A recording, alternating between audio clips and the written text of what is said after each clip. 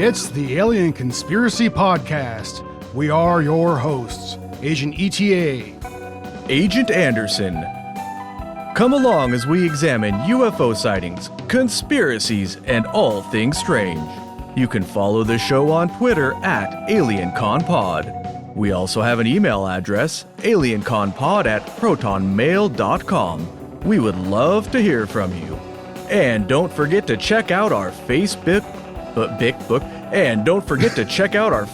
group and or page.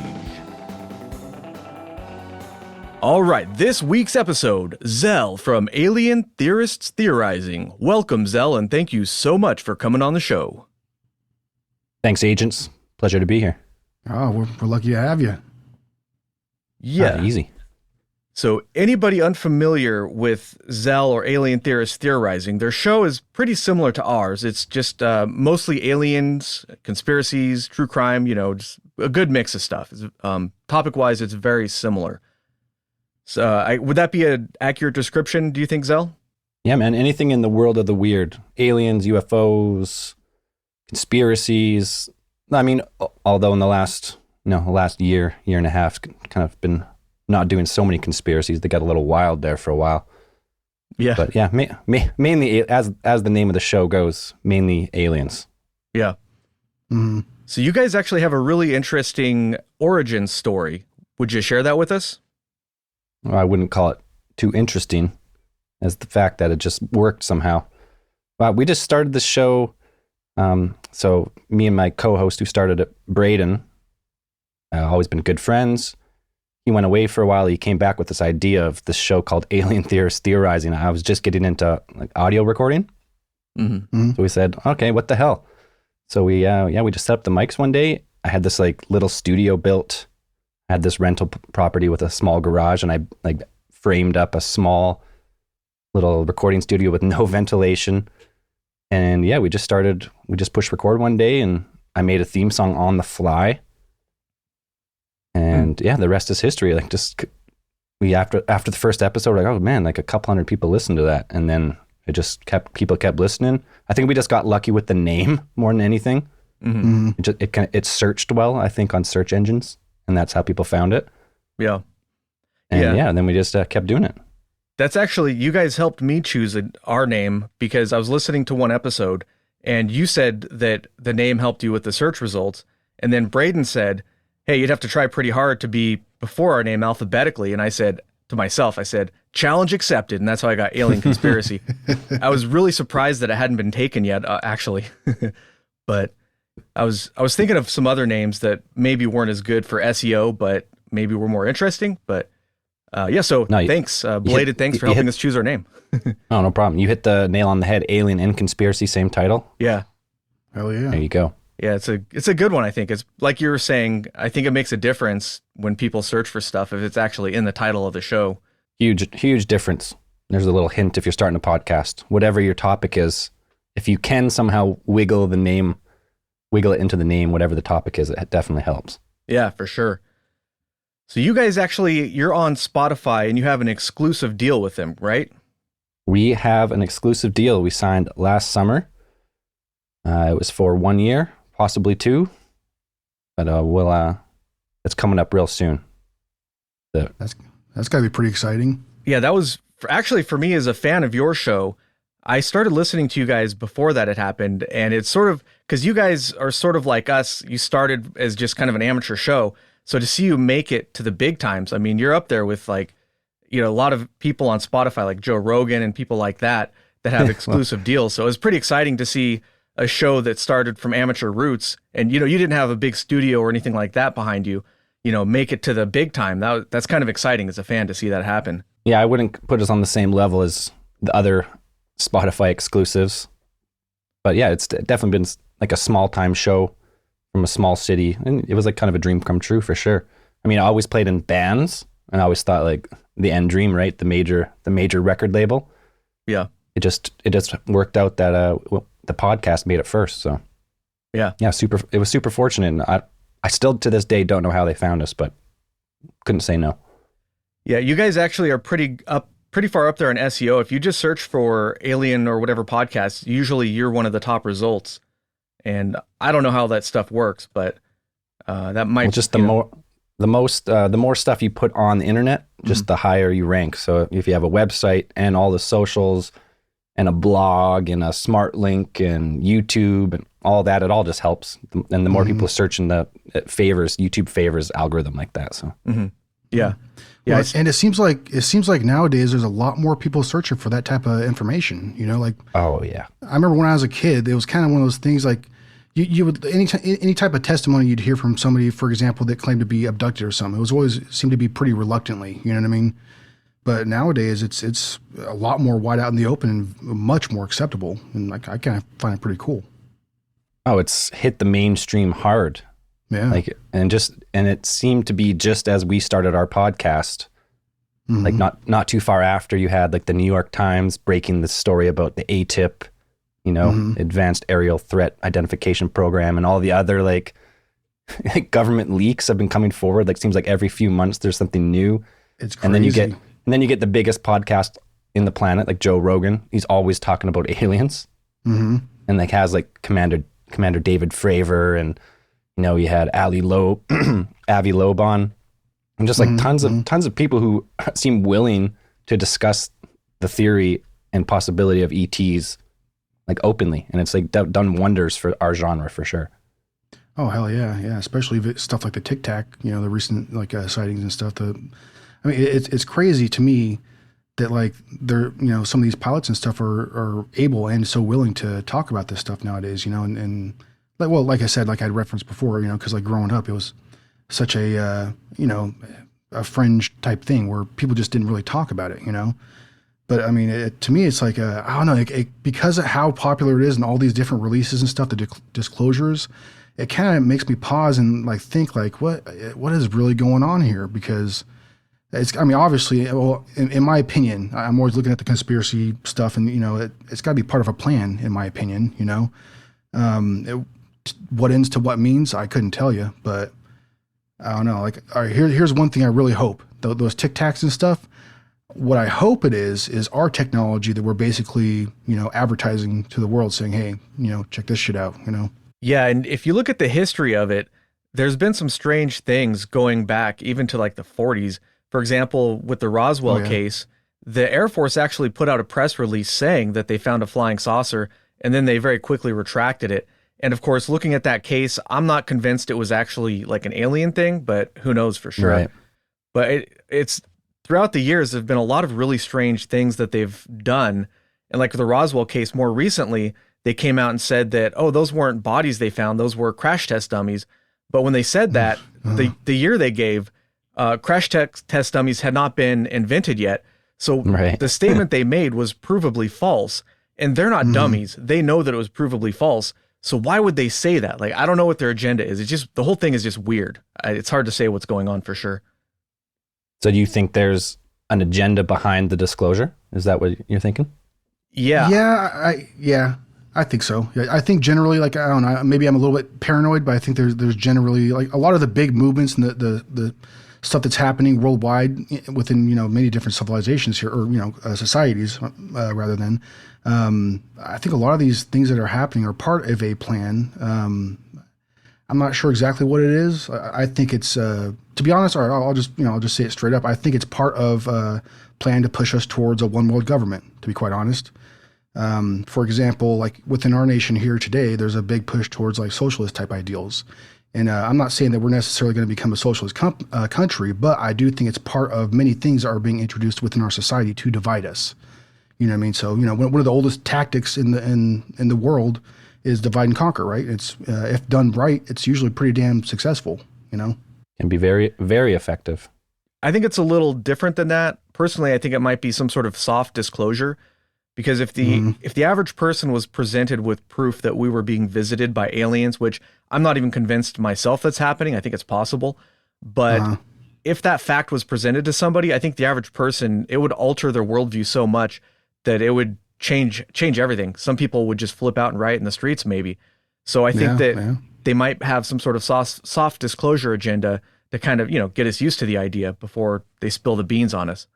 But, well, I think that's been happening within like movies and pop culture. And, I think there's a lot of things that have been put on, society. Yeah, well, at least to form subconscious thought process, I think, to be quite honest, but as far as disclosure with aliens, I think that's been happening trickling in little by little, you know what I mean? And now we're reaching this crescendo of sorts, with the disclosure from the Pentagon and stuff, with the stuff that they've been releasing. And to me, it's absolutely amazing. Like, it's rather mind blowing, really. I never thought that, we'd kind of get to this point so fast, really, Yeah. I mean, it's pretty awesome. Yeah. Like, it's never, like, I always loved like the theories of aliens. Like, oh, maybe they've come before, maybe they're coming now, maybe they're taking people, maybe they're us from the future. Like, I've always entertained like pretty much every alien theory growing up. I never subscribed to a single one. But then what you guys are talking about as, like, let's say, like, I have a hard time believing in a one world government. I just don't think it could ever work, personally. I agree with that. Yeah. But I mean, our show's about theorizing, so we get into theories, have a little fun.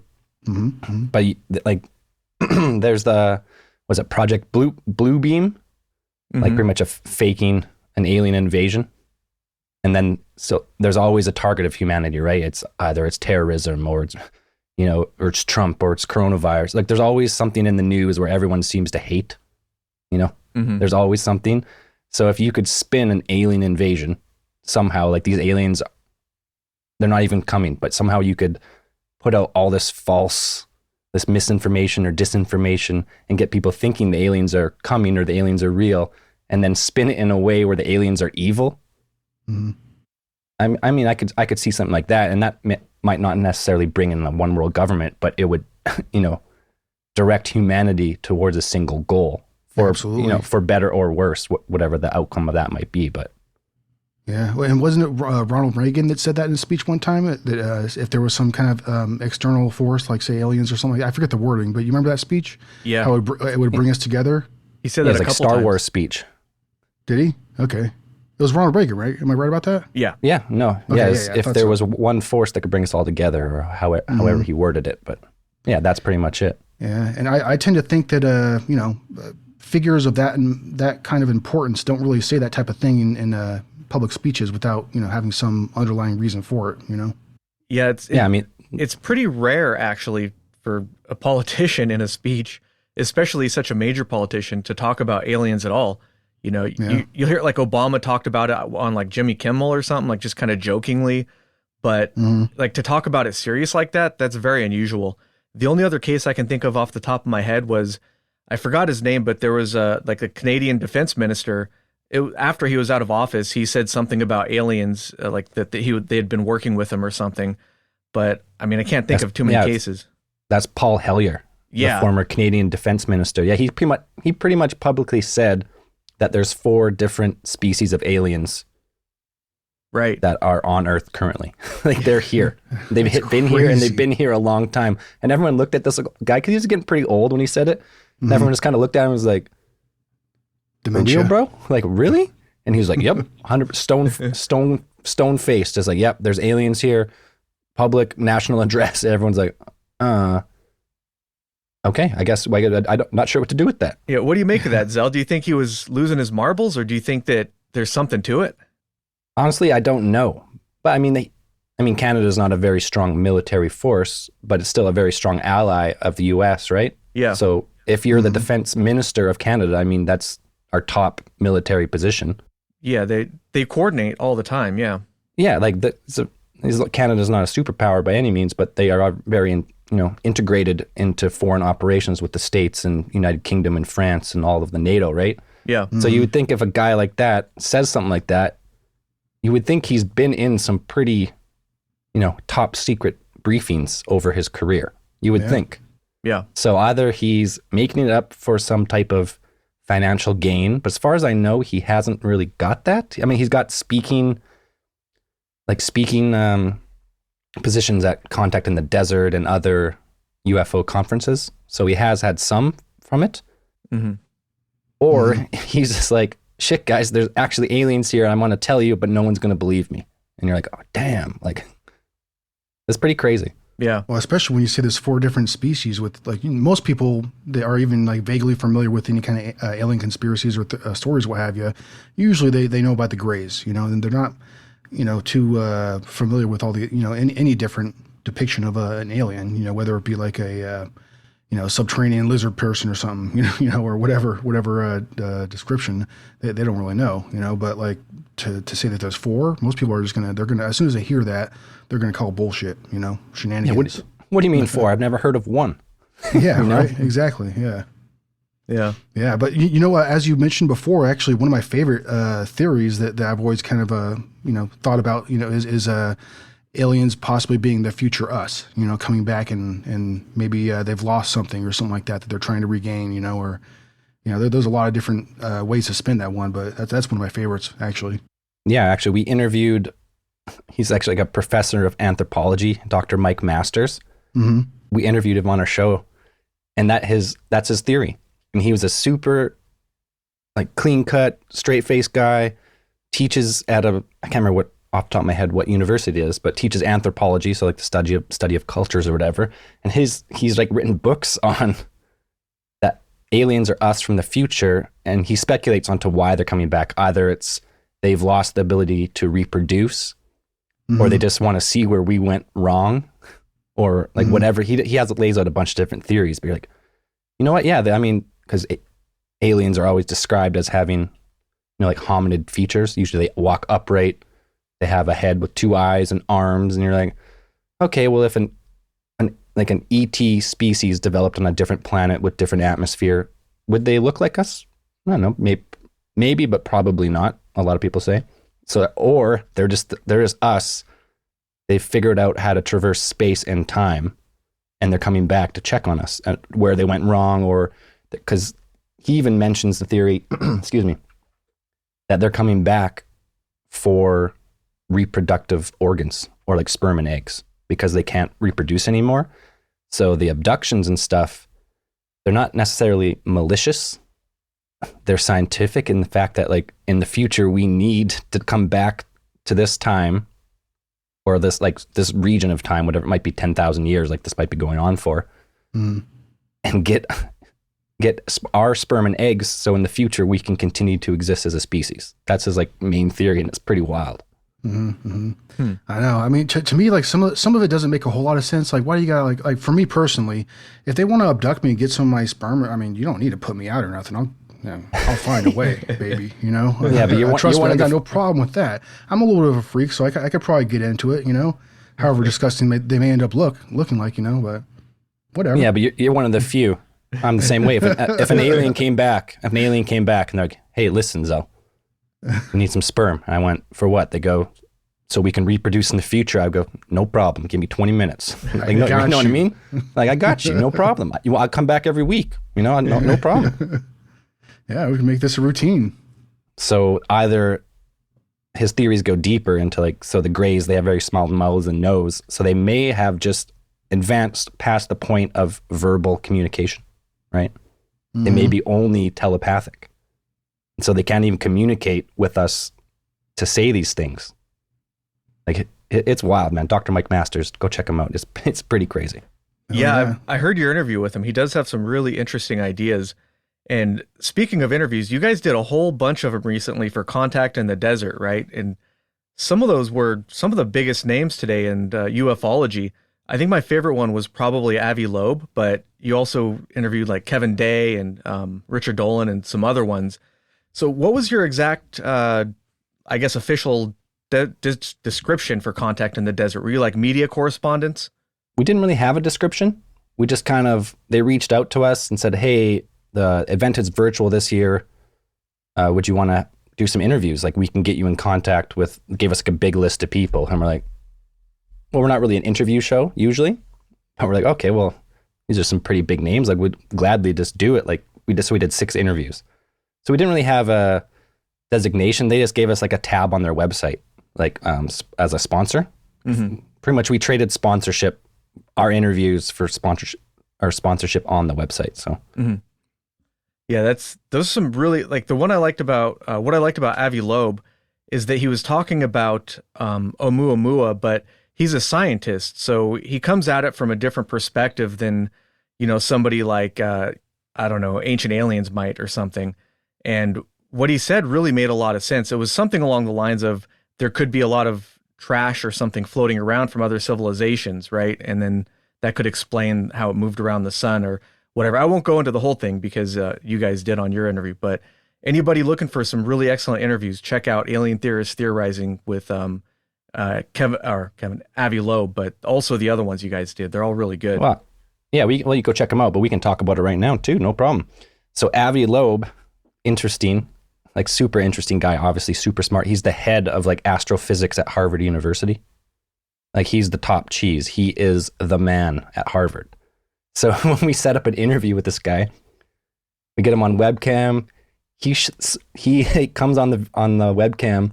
His background's like is exactly what you expect, like a library full of like leather-bound books. He has, he's fully suited up, perfectly tied tie. And then there's just us four dummies, like t-shirts, like backwards caps. And we're like, oh shit, Avi. Hey, what's up, dude? you dressed up for this? And when he's like, oh, I just like that, look professional. Because I'm not sure because he didn't know what our show was really. Mm-hmm. Mm-hmm. Like I just gave him a quick description, said we're with Spotify. And he's like, I'll do your interview. No, like he answered right away. Maybe the quickest answer I've ever gotten on an interview. Mm-hmm. So yeah, we get into it. And yeah, his theory is, so if people don't remember, Oumuamua was like an interstellar visitor and the closest to Earth we've ever had. So it came from outside our solar system, passed relatively close to Earth, like obviously not close, but like, hundreds and hundreds of thousands of kilometers, but relatively close it's the first interstellar visitor to like our inner solar system pretty much. Mm-hmm. And it went around the sun. And as it went around the sun, it picked up speed. And everyone's like, oh, okay, that's fine. Like maybe because of gravity, but the way it turned and accelerated at a relatively linear rate, it looked like it was like intelligent, right? Mm-hmm. So his theory is, because right away we're like, well, that's a fucking alien for sure. 100% they're coming. They're like, because it looked like a cigar shaped, like cylindrical. Mm-hmm. But his theory was that if there's other advanced species out there, like us, because we've been shooting stuff now into space for how long? Since when did the Voyagers go up? Early 70s? They're way out in the Oort cloud. They're almost out of our solar system. Mm-hmm.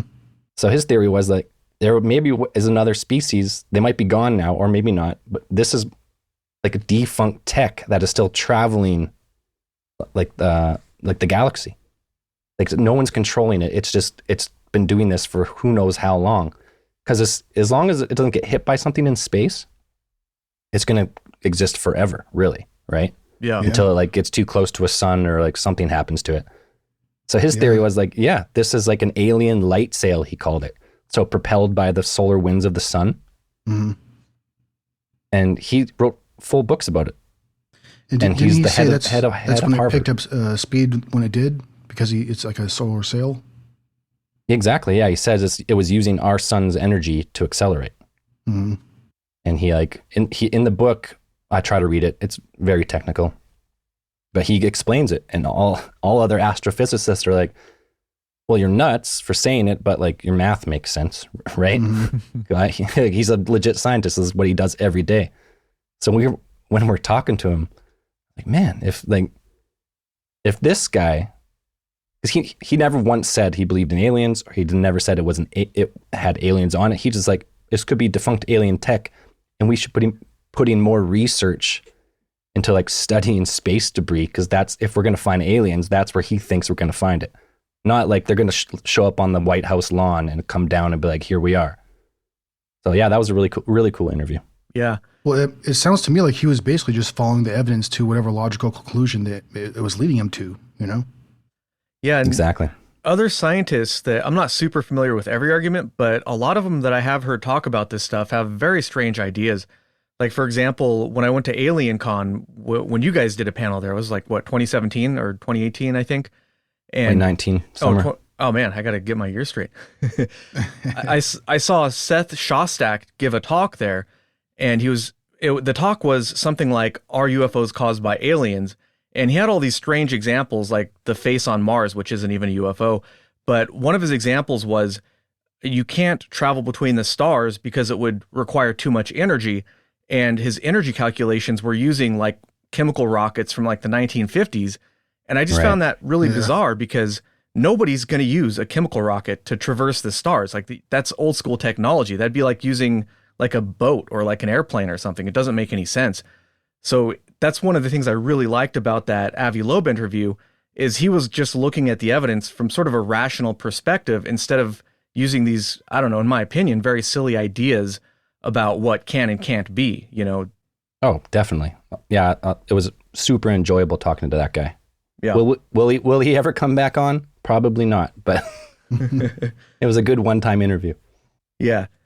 Okay, so I got a whole list of stuff here to ask you. One of the things that I'm kind of curious about is how does Lady Zell feel about the pod? Because it's sort of a fringe topic that if you go to a party and you just start talking about it, everybody's going to slowly start moving to the other side of the room and kind of looking at you out of the corner of their eye, you know?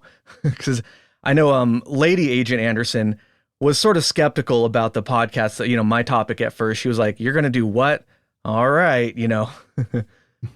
Yeah, no, I mean, Lady Zell knew about this weird obsession of mine well before the podcast started. So it was not like it was anything new. And I don't know, I guess just my group of friends, or maybe it's my city I live in or whatever it is, like bringing that up at a party is not a party clearer, man. Like most people are, I'm not going to say they believe, but if the conversation goes, like I would never just go into a party like, "Listen, motherfuckers, there's aliens out there, you know, and this is why." That would never happen. But it would come up, you smoke a couple joints, you know, the conversation goes this way, that way, and all of a sudden you're like, "What do you think about aliens?" And someone's like, "God damn, like, I don't know, probably," right? Yeah. And so like she's always been super supportive of, I mean, it's not her cup of tea. It's not like she sits there and reads all the articles with me or we watch videos. Nah, never. But she's always known that we love it because well before the pod, for years and years, I mean, it's probably like 4 years before the pod started, we were doing this just not in podcast version, right? You just sit around, have a couple of beers, talk about stuff you've seen. So yeah, it was nothing new for her. I mean, when it got to the point where like, yeah, we're going to do this every week and I'm going to need all Monday from 4 till 11 p.m. for the podcast. She's like, "What?" So it started like that. And then I was like, well, actually, the people support us financially to do this. She's like, "Okay." And then Spotify came. She's like, "Yeah, do whatever you want." pretty much. Yeah. So she knew what she was getting into before the podcast. Yeah. My Lady Agent Anderson. That's a mouthful. Yeah. I haven't been super into this since I've known her. So I think for her it might've been a little out of left field when I started doing the podcast, but she's down with it now though. So it's all good. Oh, it's fun. Everyone's down with it, man. Yeah. Yeah. Especially more lately once the New York Times came out with that story, it really started to hit the mainstream again. You know, it has been in the past and, you know, kind of went away for a while, but I feel like it's made a big comeback. It's back, baby. It's back. Yeah. Hell yeah. Speaking of stories, have you had any strange experiences yourself, like UFO sightings or ghost sightings? I remember you did have a demon in your studio during one episode. Well, I did have a demon. It still lurks. As far like, the demon was like this weird interference on a call we had one time, and we legit listened back, and it did not sound like anyone on the call. So a rational mind would say, "Oh, that was some type of electrical interference. Nothing to worry about." But just the way everyone reacted when it happened freaked us all out. We're like, "What the fuck was that?" The call cut out. As the call cut out, there was this weird voice. There should have been no one on the call. So, I mean, as far as like supernatural, that's really the only paranormal thing I ever experienced. I mean, but we are recording, so, you know, the audio engineer in me would be like, "Well, that was just some weird power surge, which was caught by my surge protector, so the computer never turned off, but it still made a noise." Yeah. But as far as UFOs or aliens, I've actually never had something I couldn't explain. I've just always found everyone else's experiences so intriguing. There was one time where, so in full disclaimer, we were doing mushrooms, right? So we had just taken them.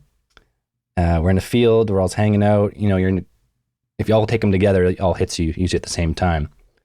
And right we weren't even like, it hadn't hit us yet, but we looked up and there was like a moving star. So like we thought it was a satellite, followed by another moving star, which was circling it, like going around and around slowly. And then they slowly merged as they went across the sky. And we're like, well, that's super weird, right? But we just chalked it up to we're on mushrooms and we're like, wow, we just seen something weird. Then the next day, checking space news, and it was actually it was the space station docking, like a shuttle docking. Oh. As it went across the sky, we just got at the right moment where the shuttle was coming into this, to like they merged into one. We seen that. We thought for sure we were just tripping. That's awesome. I mean, yeah, it was super. And in the end, it just ended up being really, really cool. It was explainable, but that's like the only time I seen something initially I couldn't explain. Yeah. What about you guys? You guys seen some weird stuff? I've seen a couple of weird things. Nothing. I've seen some UFOs. I'm not convinced any of them were aliens, and I do have one ghost story that, if you want to hear it, why not? Right? Let's hear it. Yeah, why not? So when I was younger, I was living in a 1-bedroom, like a studio apartment with my then fiance, who's now my wife. And I woke up in the morning, and the door to the bedroom it's at the foot of the bed. So for whatever reason, I woke up and I look at the door, and in the doorway, there was a woman, maybe like 5'4" to 5'6", standing in the doorway, and she smiled at me and then turned around and left. And it's just such a simple thing. It was so strange. And I was like, at first, is that my wife? So I looked over, or my fiance at the time, and nope, she was sleeping next to me. And it doesn't look like it had no physical resemblance to her anyway, so it wouldn't. But when you see something like that, your first reaction is, well, maybe she's awake. So I get out of bed right away, because this was like a real bad part of town at the time, because we didn't have a lot of money or anything. So it was a pretty sketchy area. So I get up, I run out into the other room to see if there's anybody in there, and there's nobody in there. And the amount of time that elapsed would not have been enough time for somebody to get to the front door and leave, especially without me hearing them. So, I mean, that's the whole story. And sometimes I think maybe I woke up and I was still dreaming or something. But what kind of makes it weird is if you go into the bathroom, which is the room of the bathroom is parallel to the bedroom, you could see coming from the next door apartment, you could see 3 holes in the wall that come through there and go through the other wall. So they look like they're bullet holes. And one of those bullets, if you'd been sitting on the toilet, it would have probably hit you, especially this lady, would have hit her in the neck, like the throat area, or the head, based on where it came through the wall. And they look like bullet holes because when the holes on one side, they spread and the holes spread out when they go to the other wall, and they're patched up. Exit wound. Yeah. So I'm not 100% sure that was a ghost, but it was a definitely strange thing that happened. And I always wonder about it because of those bullet holes. At the time, I didn't have the internet or anything, so I couldn't really look up, past news articles or anything, but maybe I should look that up sometime. That was in Covina, California. Whereabouts is that? Is that close to LA or? Yeah, it's in Southern California. It's probably about, give or take, half an hour, 45-minute drive from Los Angeles. Okay. But yeah, so that's my ghost story. And I'm not even sure if it was a ghost story or if I was, still dreaming or whatever, but I wasn't paralyzed or anything. So I don't think it was sleep paralysis. But weird. Either way, it's definitely a very strange experience. And I'm not really sure what to make of it. That's a weird one for sure. Yeah. Yeah. Oh yeah, it is. Yeah. And another weird thing about it was when she looked at me and smiled, it kind of like, I sort of felt like this happiness, like coming from her, which it's hard to, like, I've never felt that ever before or since. And I could just be imagining it, but it's one of those things like, I don't know, what do I make of it? Mm-hmm. Very, very strange experience. Yeah, no doubt. Yeah. Also, speaking of strange experiences, you ate a meteor once, did you not? I believe it was a meteor. You have to believe, right? I believe it was a meteor. No, but legit, I ate a meteor. Was that, did I like make a hole in the roof of a house, or how did that come about? Yeah, so I was working in construction at the time, framing. So we just put the roof onto this house, so it's sheeted in, OSB particle board like that. And we get to the job site one morning, and we walk in on the main floor. It's like a walkout house, so you walk on the main floor and down the stairs to the bottom floor, and then out like on a hill. Mm-hmm. So we walk into the living room, and there's just a fucking hole, like a pretty big hole in like the tongue and groove like plywood. So it's pretty thick, 3/4 of an inch thick, so like pretty sturdy wood, and it looked like a hole had been blown through it, like from above. So we're like, how? At first I was like, 'cause I've seen that happen before. Someone left a sander on, and it sands its way through the floor all night. But I was like, oh, we're not using sanders. We're framing here. There's no way. What could that be? And then the sun, we got there early. It was like summertime, so we got there before the sun came up. And then the sun comes up and like a ray of light comes from the ceiling onto the floor, and we look up and there's a hole in the roof. And you put a string line, and it's obviously the same projectile. So then we go downstairs into the basement, and in the concrete slab, there's a crater with a bunch of dust all around. Like it wasn't a huge crater, but you could tell something hit the concrete, and the concrete was dense enough that it exploded whatever it was. So there's a bunch of like powdery debris all around, like white, looked like salt, pretty much like salt crystals, but like powdered everywhere, like quite a bit. So I ate a piece. Oh, pretty nice. much. And yeah, so as you do. Yeah. So then we call the news, because like, what is this? They don't know. Gets out to the university here in Kelowna, BC. They send some scientist out, and he just labeled it undetermined. He didn't know what it was, because there was no like, he took some samples and we never heard back. So, Dude, you could have some like dormant special power that you haven't unleashed yet or something because of that, you know? Well, that was obviously what I was thinking, because this is right when the TV show Heroes came out. Okay, I remember that show, yeah. Nice. Back in like 2000 and what was it, 5 or 6 or something? Yeah, it was early in the Or 7, 2000s. something like that. So I had to eat a piece. Then everyone told me it's just space poop. And I was like, well, how is like a space, like a frozen piece of poop going to fly through a roof? So, you got 7/16 roofing, 3/4 plywood, and then go, there's no way. To me, I thought it was impossible. So to this day, I believe it was a meteor. Yeah, that definitely sounds like a meteor. It was definitely traveling at some speed, that's for damn sure. Like, I think it was too small to come from space, because it would have burned up. But I think like it could have been like a satellite reentry or something. There was like a little piece, like I have no idea. Like I'm just speculating, but something went through the roof, the floor, and cratered the concrete. So it was pretty nuts. Well, I think that if it's just right, I believe a meteor can come all the way down to the ground, because they do find little pieces of meteors all the time. And in order to make a crater and to go through 2 layers and to make a crater at the bottom, you're not talking about like somebody firing their gun up in the air. That's a significant amount of force behind that in order to do that. And like you're saying, that plywood, don't underestimate, that stuff is really, really strong stuff, especially 3/4 inch plywood. I mean, you're not doing that with just a regular rock, I think. No, so it was a meteor in my mind, and I'm waiting for some solar eclipse or something to activate my powers. Nice. Hell yeah. You guys ever eat a meteor?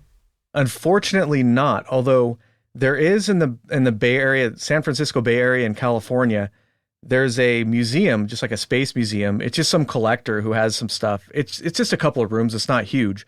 But in there, they have a meteor. It's this big chunk of meteor just kind of sitting in a glass case, and you kind of pick it up and play with it. So I've played with the meteor, but I didn't. Maybe I should have licked it. I don't know, but I've never eaten one. You should have tried to rub it a little bit, then lick your fingers at least, or something. Yeah, get some of that special power. Or just like 1,000 people's finger germs. One of the two. Yeah, Whichever comes first. or both. You could get special powers from either one, I think. Yeah, special powers could come from some weird virus. Yeah. There you go. You actually have your own production studio. It's, what is it, Meteor Studios? Yeah, I have like a home-based recording studio. So I just work with local bands and record my stuff, podcasts, some other people's podcasts. And yeah, I bought a house back in the carpentry days, like an old fixer-upper, and had a carport which I tore down, and then I built like a real garage with a foundation, and I turned it into a little studio. Wow, that's awesome. I have a tough shed in my backyard. That's where I record. Not nearly as glamorous. One of those like pre-built ones that you stand up. Yeah, it's got like drywall and stuff, so it's not horrible, but it's nice, no? It's definitely not air conditioned either. So, but I make the best of it. Oh, and you're living in California? You must be dying. Yeah, well, it's Northern California, so it's not that bad all the time. It's a lot better than Southern California. Yeah, but I know I'm in BC, not too far north, and in the summers, it's disgusting. It's so hot. Yeah, it can get bad. You're right. You're in the same wildfire country as us, so. Yeah. Well, knock on wood, hopefully that doesn't happen this year. Oh, dude, this place is burning to the ground up here. Is it really? Really? Oh, we wiped a whole town off the map already. Oh, geez. Oh, shit. Yeah, it hasn't rained here in like 6 months or something. It's unheard of. Yeah, we're in the Everything's same. all freaking ready to go, huh?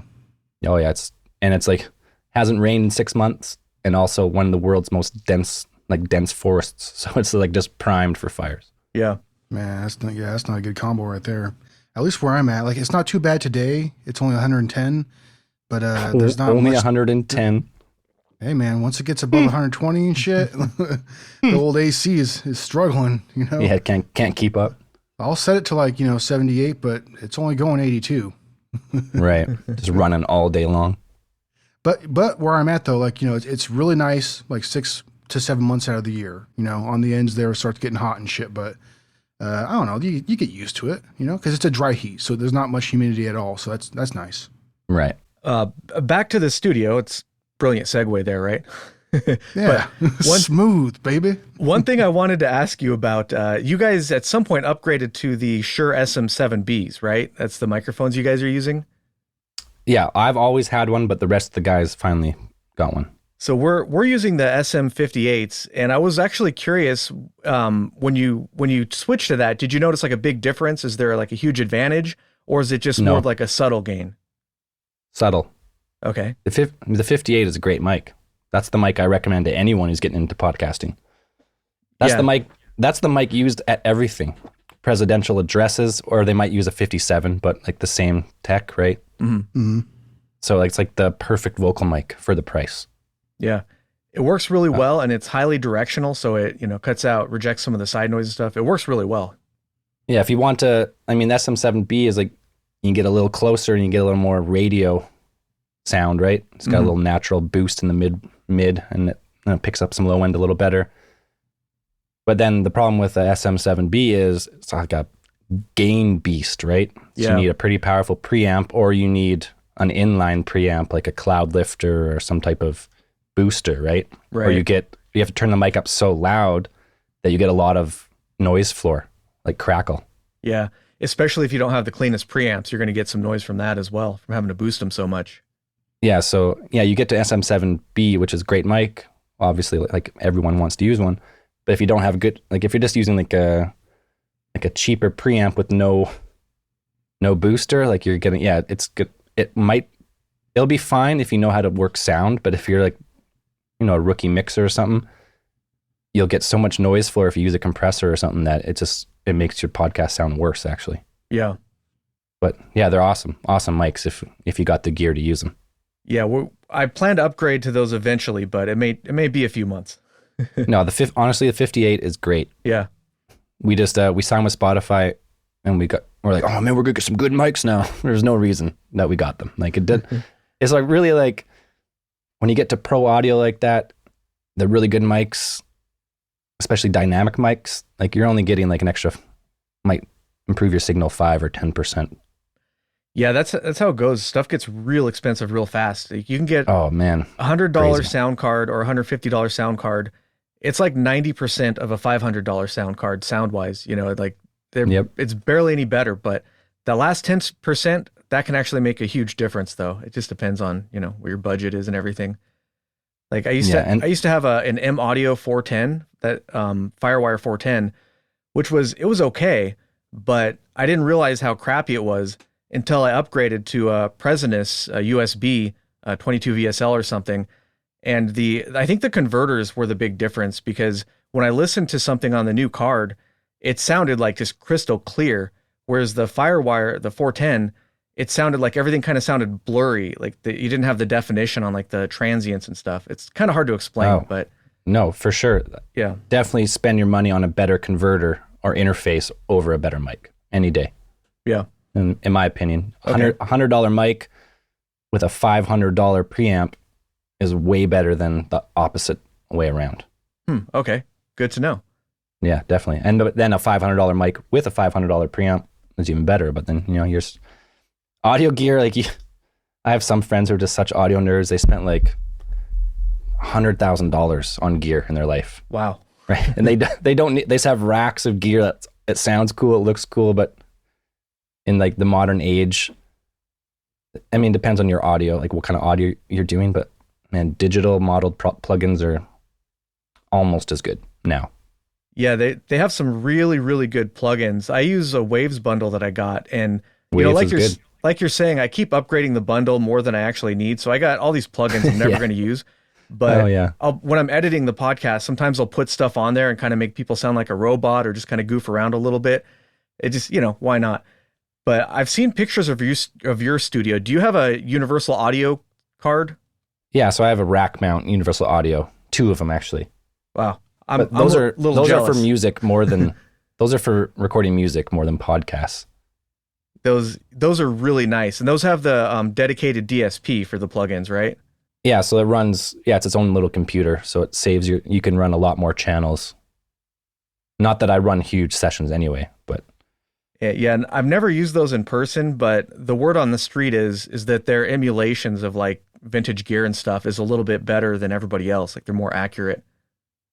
Well, this, I might get into a music nerd podcast, but they're just, they model the analog gear better. So like if you want that natural distortion, you could crank up your preamp, like old school recording. Mm-hmm. So it's like pretty much, it's peaking. So usually a digital peak sounds terrible, right? It crackles and it hisses, but like an emulated analog gear, you get it to peak, it just adds like a saturation distortion. So yeah, that's why I bought them, because I could never afford, I would love to get real gear, like analog gear, just because it'd be awesome, but it's just too expensive. It's not so feasible. expensive. It's not, if you want like a pro signal chain, like it's thousands and thousands of dollars, or you can spend $300 on the plugin. So Yeah, it's so expensive. yeah, fun though, but Yeah, addicting hobby for sure. yeah, definitely. Speaking of music nerd type stuff, see, getting better at the segues there. Boom. You're in a band called Lucky Monkey, right? That's correct. What kind of music style would you say that you guys are? I mean, I'm pretty traditional. I mean, I love classic rock, but I also love like modern hard rock. So it's like a blend of that. Like a classic blues rock band with, the high energy of a modern rock band. Kind of, that's how I tell people what we are pretty much. Mm-hmm. And you play lead guitar in that band, right? Yeah, just one guitar in the band. It's like a musical 3-piece, so old school. Mm-hmm. So lead singer, guitar, and drums? Well, musical 3-piece and then a dedicated frontman, like a Zeppelin kind of style. Okay. And how long have you guys been playing together? I think the band, me and the singer have been playing longer than the band. We probably started back in 2014 as like an acoustic duo. And then we had like another version of the band called String Theory, which was, there's nothing recorded. Mm-hmm. And then the bass player left and there was a bunch of issues with the song. So we scrapped that project and then we got a new bass player. That was probably in end of 2016. Okay. So like the Lucky Monkey and Alien Theorists Theorizing started pretty much the same time. Okay. So about give or take 5 years, 6 years, something like that. Yeah. And you guys actually had to cancel a show recently, right? Because you tested positive for the COVID? Oh, I got the dirty vid. Oh boy. Oh man. Yeah, it sucked. It was our first show back in a year and a half. And we had to cancel it. Oh man, it's the worst. That's rough. Did anybody else in the band get it, or is it just you? Well, it was me and co-host Braden went to the same wedding. Oh. So just a reminder that COVID, she still lurks out there. It was an outdoor wedding with 25 people and 15 people got COVID. Wow. No shit. For an outdoor wedding? Yeah, I mean, we're stupid. False sense of security, sharing joints and stuff. I mean, that's what happens. Oh, yeah. Yeah. There was just really no cases in BC, like very few. Mm-hmm. For a population of 5 million people, there was like a few hundred cases. They're like, there's, you had a vaccine, got my upgrade. I was like, I'm fine. I was sharing a bunch of joints. And then sure enough, like a few days later, get a call. hey, so-and-so tested positive, just let you know. And I was like, okay, I didn't really hang out with that person. That'd be fine. And then next day, Braden's like, oh, fuck, I feel so sick. I was like, shit. And then he's like, yeah, tested positive. And I was like, well, it's just a matter of time for me, I guess. And then sure enough, rocked us. Wow. So how bad were your symptoms? Honestly, mine were pretty mild. I pretty much had it was a bad flu, but mixed with a bad cold. So you got like the flu symptoms, like shiver chills, but then cold symptoms, bad cough, sore throat, super congested.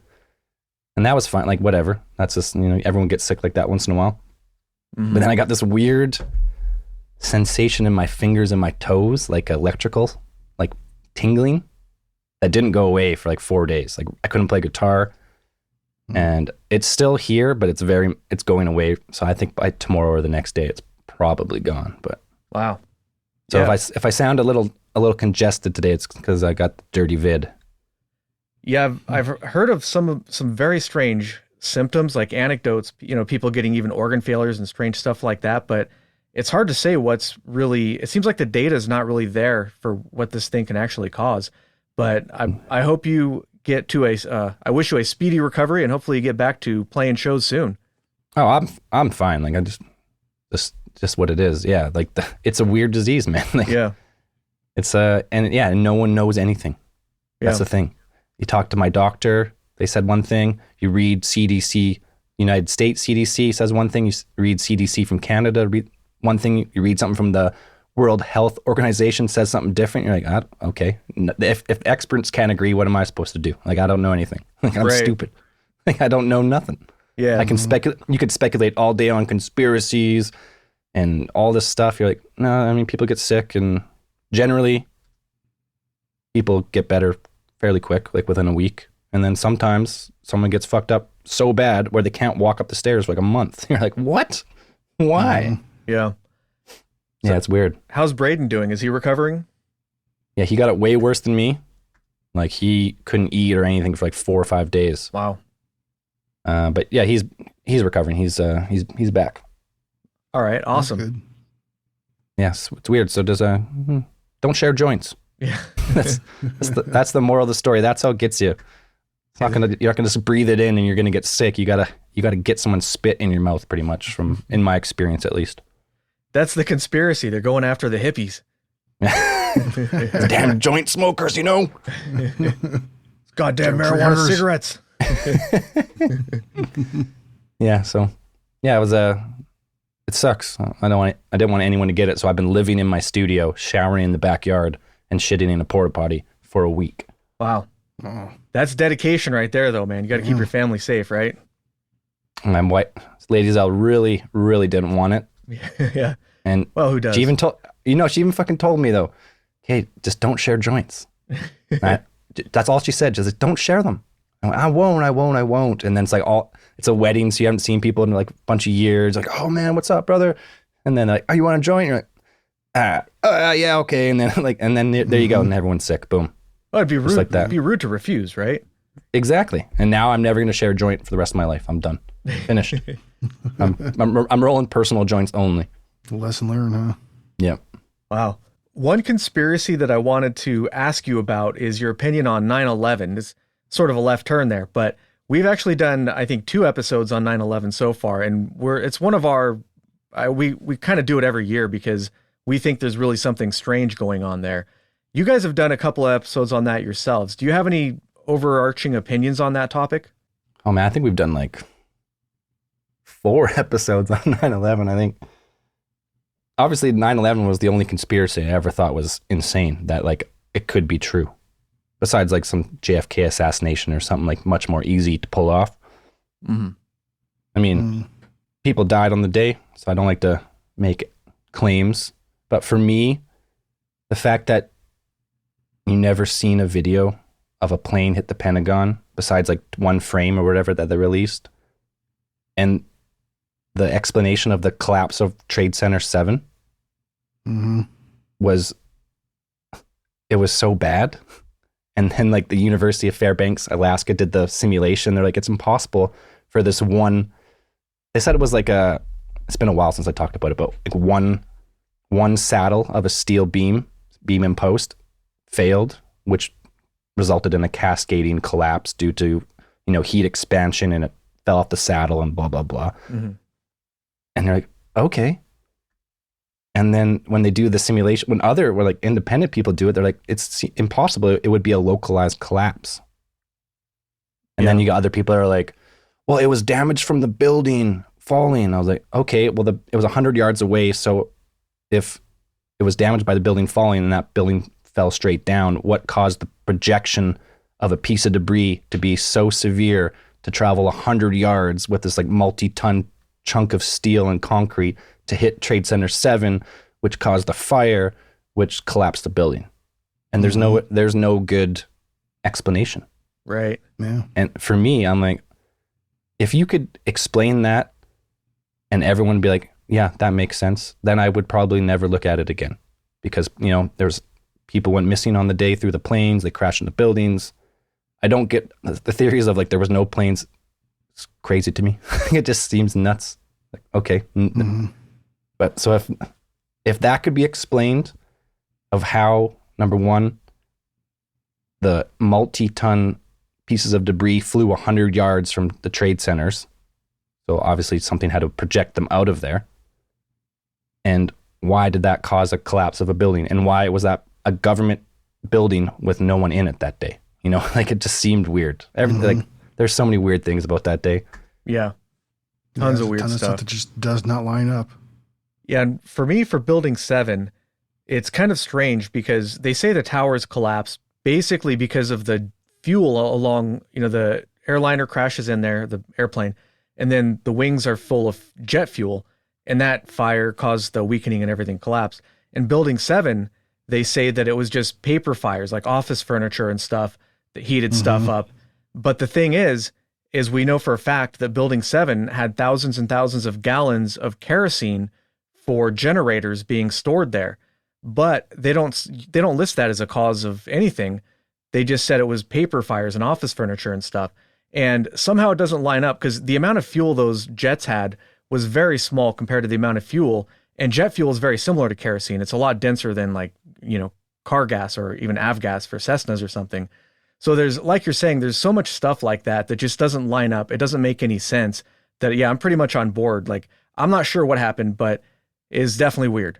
Something weird is going on there. It was never explained to the capacity which would deter skeptical thought, Yeah. That's pretty much what it is. Putting it. Like, if it was just the Twin Towers and okay, okay, you could say it knocked out this support and the weight of a building just cascaded the collapse. Okay. I could get, sure. And the explosions in the basement were due to some other thing that the firefighter, okay. But then the Trade Center 7, you're like, how? And then the miraculous downward spiral of this jumbo jet liner, like piloted by people who could barely fly Cessnas with minimal training, to hit the center of military defense. Yeah. And then no one seen it, Yeah. No one, there's no home. Because that was after, we're talking after the first events. You think the whole world, the whole country, the whole world's on alert. This was one, there were still like camera phones and video, there was still video. People had personal video. You don't think no one in Washington, D.C. would have taken a video of the plane or heard it? Like, you can hear a jetliner when it's approaching airport from pretty far away. Like, and if they're going as fast as they thought they would, that thing would have been screaming loud, Yeah. So there's just tons of crazy shit that I never understood that. Yeah. Yeah, you can hear when those jet airliners, when they're at speed at altitude at like 30,000 to 50,000 feet, you can hear them flying overhead. So if they're at ground level, that's going to be ear splitting for sure. Well, and I forget the numbers, but from what I understand, the speed that they were supposedly going would have been extremely difficult, if not impossible, for that particular aircraft to go because it was at sea level and how dense the atmosphere is. Like, supposedly they shouldn't have been able to go that fast. Yeah, I've heard that before, and I have heard it debunked by different people. So I have no idea. Like, if you can tell me this thing can go 500 miles at altitude but not at sea level, I'm like, okay. And then someone else is like, well, it can go as long as you don't turn. I'm like, okay, well, it did turn. Like this one. Yeah. So I don't know. Like as far as like the technical details of the planes, I have no idea, and I would be hesitant to comment. But just the fact that there was so many unanswered questions, and then they just seemed to like, okay, I guess that's good enough. You don't have to worry about that one. It was years before like Building 7 even was like brought up in the mainstream. You know? Yeah. They just considered it was part of the attack, and it collapsed due to the debris falling, and everyone just accepted it at that. But there was a really good study by University of Fairbanks, and they remodeled the collapse of Building 7, and they're like, it's impossible. At the very minimum, or at the maximum, it would have been a localized collapse of a few floors. You know, like, I mean, I grew up building stuff.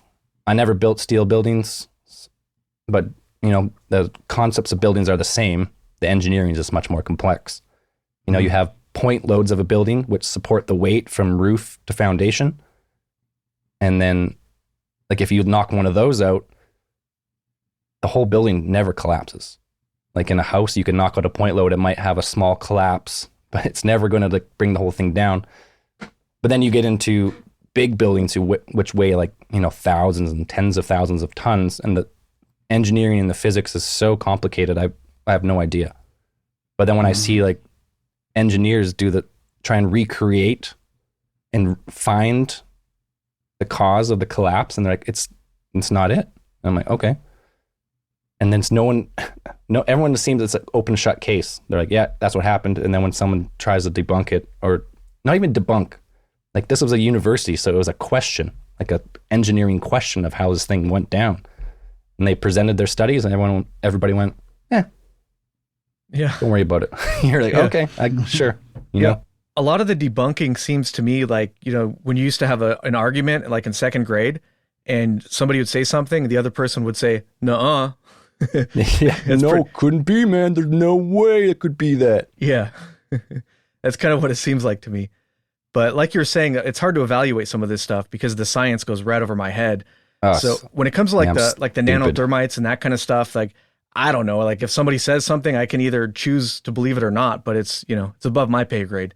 Yeah. I mean, the thermite stuff, some people are like, there's no way nanothermite can cut steel. And then someone's like, yeah, it can. You just didn't do it right. And then they do it. And you're like, okay, so it can, you know? Yeah.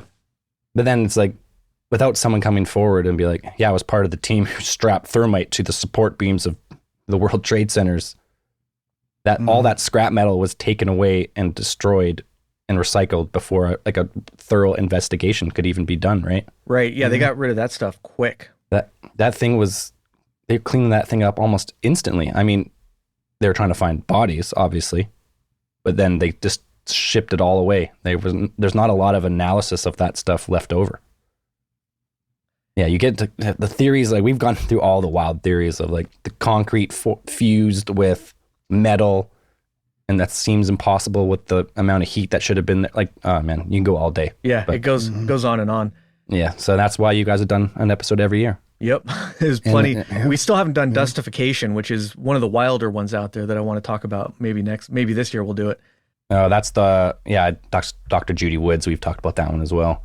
Yeah, it's pretty wild stuff.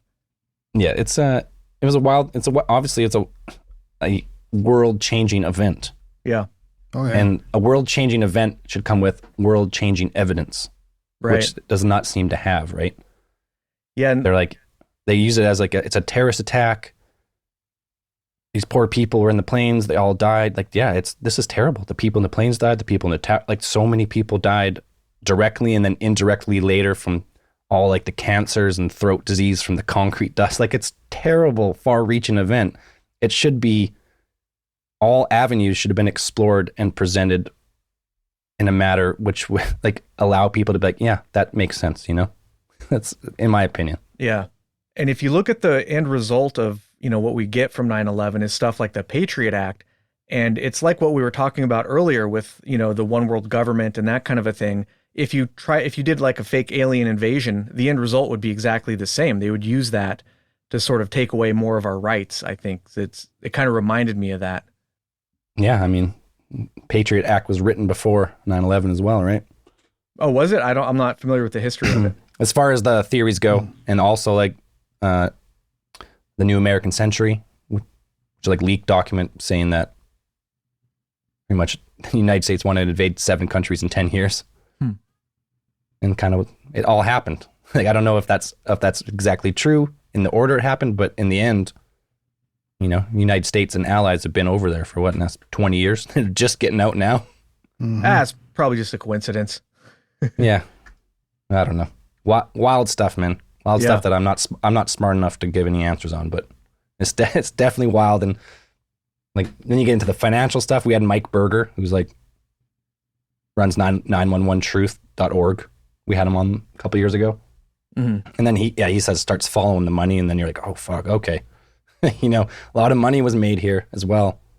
Right. Oh yeah. Yeah. Crazy thing. I'm sure you guys will do more on it. Oh yeah, for sure. All right. Well, we're at about an hour, so let's go ahead and wrap it up. Where can people find your show and your band and anything else you want to let them know about? You can find our show, Alien Theorists Theorizing, right now exclusively on Spotify. So if you're not a Spotify user, I mean, don't worry. It may or may not be coming back soon. So check any podcast player in about a month, and you'll see. That's when our contract's up. So we don't even know yet. So, well, and as far as the band, yeah, I mean, either way, it's been a fun ride. So if it ends, it ends. So what can you do? And then the band, yeah, Lucky Monkey. You can find us on any music streaming platform. I mean, Spotify is the biggest, but Apple, Deezer, Amazon, anyone, you'll find it. All right. And speaking of Lucky Monkey, we're going to play a song that's actually being released today. Brand new song. What's it called? Oh, I think I sent you Don't Pray For Me. This is the title track off our 3rd EP. It's a dark, slow build cinematic rock track. Hope you like it.